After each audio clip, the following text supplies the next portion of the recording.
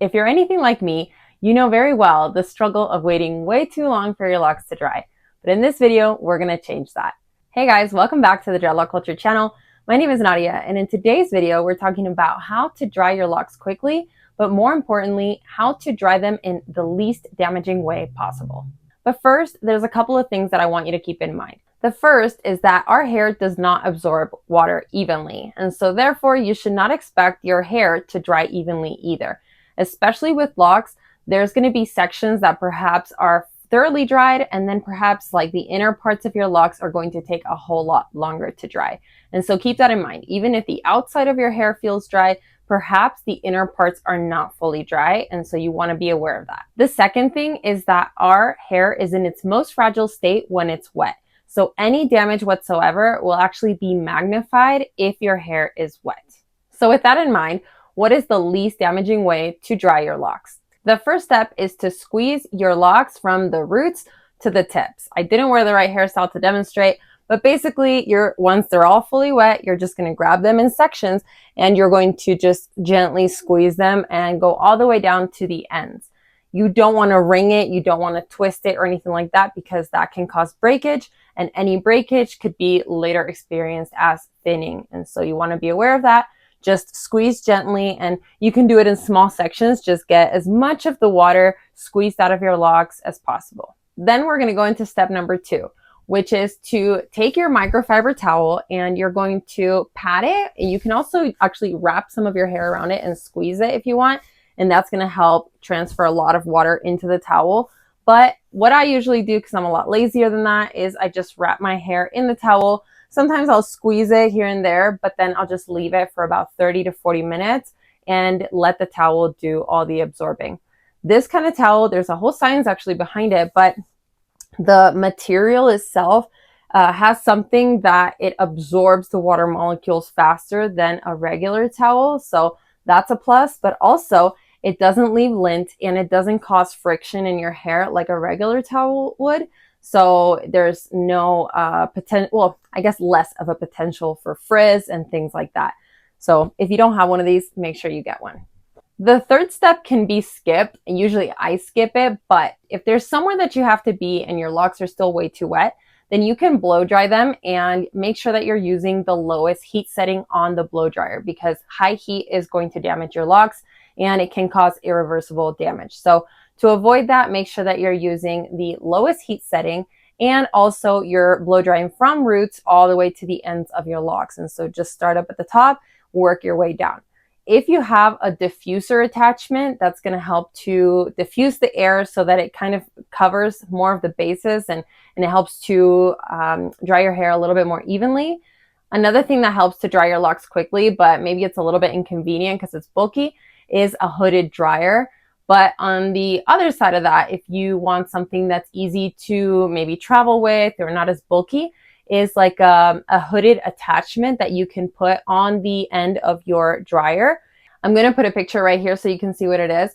But basically you put the bonnet on your head and then you attach the one end of it to your dryer. And when you turn it on, it's going to put air into the bonnet, and it's actually going to help your hair dry a lot more evenly. A lot of people use that with success, but I usually just go straight to step number 4, which is to air dry. Air drying will take a lot longer, but what you can do is sit outside in a shady and breezy area and then just move your locks around occasionally just to make sure that different sections are also receiving enough air, especially around like the neck area and maybe just here like below the surface, because this part's going to dry probably a lot quicker than the rest of your locks. So flip them around, or maybe just shake your locks from time to time just to make sure that the air is evenly drying your locks. I don't necessarily recommend that you sit in the sun, especially if it's like during the hottest part of the day. But if it's in the evening and there's just a little bit of sun and it's not too strong, then that's okay. Now here are a few more tips to ensure that your hair dries quickly and thoroughly. The first tip is to wash earlier in the day. So I try to set my washing days before noon. And if for some reason something happens that it's just not going to happen before noon, I'll actually wait another day or two until I'm able to make sure that my washing is done in the morning hours. And this will give my locks the entire day to dry. And so it gives me peace of mind that by the time I go to sleep, then I don't have any wet locks, or I guess the biggest risk would be the inner part of the lock, which you're not always going to feel. And so I know that by the end of the day, enough time has passed that my locks are fully dry at that point. The second tip is to leave your hair loose on the day that you wash them. So don't style it, don't tie it, don't do anything to it. Just let it stay loose and let it be, because if you tie it, then just the tension of tying your locks together or putting a ponytail or styling it or whatever can actually cause breakage. You might not see it, but it can cause breakage because, again, your hair is so sensitive and fragile at this point. And so you want to make sure that not only you're not causing damage to it, but also in sections, if you tie it, those sections are not going to get enough airflow. And so that part can stay wet longer than it needs to.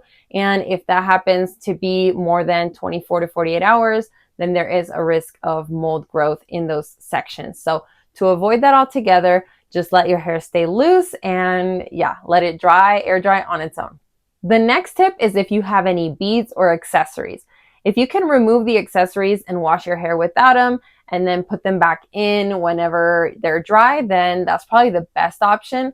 But I have a few beads that I haven't actually removed since I started my locks. So they've been in there for a good 7 years.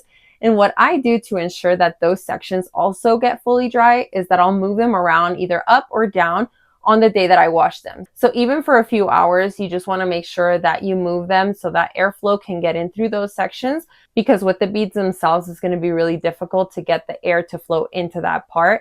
And then again, you risk mold growth.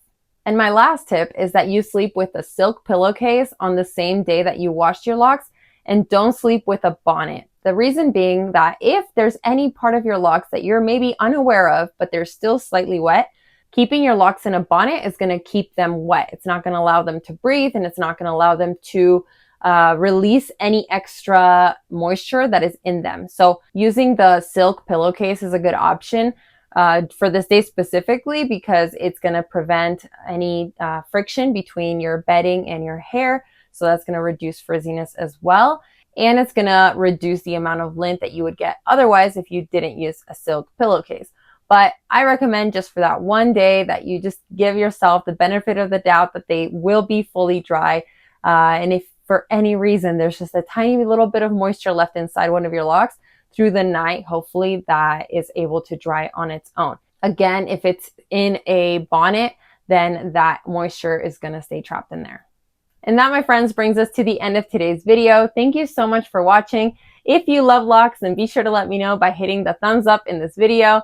If you want to see more lock content in the future, then be sure that you are subscribed and that you hit the notification bell so you're notified every time I post a new video. I hope you guys have a beautiful rest of your day. I will see you very soon. And until then, keep rocking your locks. Bye.